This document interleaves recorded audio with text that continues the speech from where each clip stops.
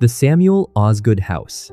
This was the very first presidential mansion, located at 1 Cherry Street in Manhattan, New York City, during a time when the city served as the temporary seat of the new federal government. When George Washington took the oath of office in 1789, the permanent national capital along the Potomac was still just a theoretical plan. So the government rented this private brick residence from a wealthy merchant to house the executive. It was a relatively modest starting point for the presidency, but it played a crucial role in establishing the precedent that the American head of state should live in a dignified, official space that was separate from the halls of Congress. The House became the center of a fledgling bureaucracy, where Washington held his first cabinet meetings and began the difficult task of defining the boundaries of executive power.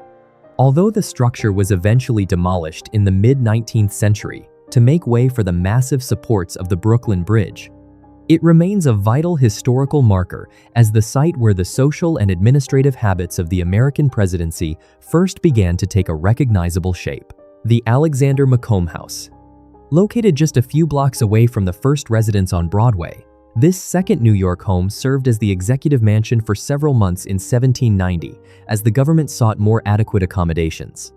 It was a significantly larger and more imposing structure than the Osgood House, featuring 4 stories and a much more modern design that offered George Washington the space he needed to host the formal levees and diplomatic dinners that were expected of his office. The shift to this more grand residence reflected the growing realization among the founders that the president's home was more than just a place to sleep. It was a tool of international diplomacy and a visual symbol of the new nation's stability and legitimacy. Washington personally appreciated the house for its increased privacy and the sprawling views of the Hudson River from its rear windows, which provided a brief respite from the pressures of governing. However, his stay in this Broadway mansion was cut short when the capital was officially moved south to Philadelphia as part of the political compromise that eventually led to the creation of Washington, D.C. The President's House in Philadelphia.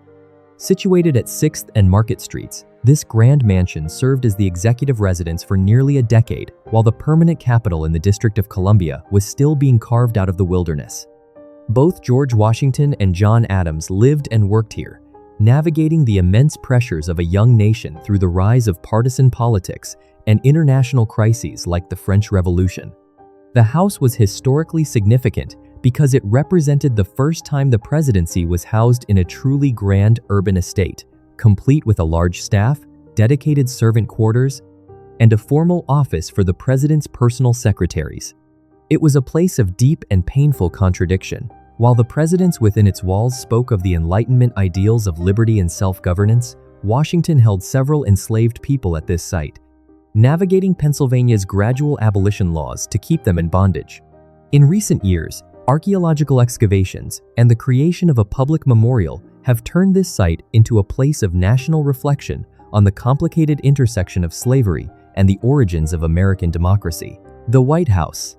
Originally known simply as the Executive Mansion, this is the most famous presidential residence in the world and has served as the official home of every American president since John Adams moved into the unfinished and drafty building in late 1800.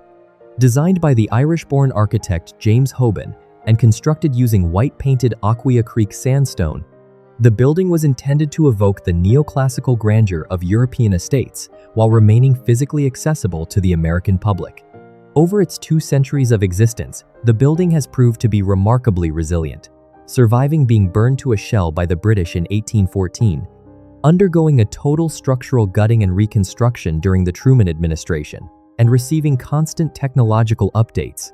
It matters today because it is one of the few private residences of a world leader that is regularly open to the public for tours, serving as a working office, a family home, and a living museum that houses a vast collection of American art and history. The building has become a global icon, representing not just the power of the executive branch, but the enduring nature of the American government itself. Camp David. Hidden away in the heavily wooded hills of Catoctin Mountain Park in Maryland, this site serves as the official country retreat for the president, offering a secure and highly private escape from the relentless intensity of Washington, D.C.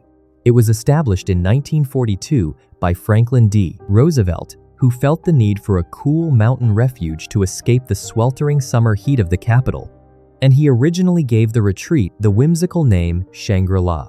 It was later renamed by Dwight D. Eisenhower in honor of his grandson, David, and it has since evolved into a sophisticated complex of rustic cabins and meeting rooms.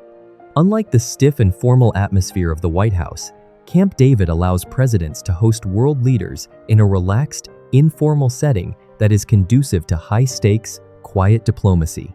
Some of the most significant foreign policy breakthroughs in modern history have occurred here, most notably the 1978 peace accords between Egypt and Israel, proving that the isolation of the mountains can often facilitate diplomatic progress that would be impossible in a traditional office environment. The President's Guest House, commonly known as Blair House. This complex of 4 interconnected 19th-century townhouses sits directly across Pennsylvania Avenue from the White House and serves as the official residence for visiting heads of state and presidents-elect. The government originally acquired the primary house in the 1940s after the Roosevelt family realized that housing guests like Winston Churchill inside the White House was becoming a logistical and security nightmare.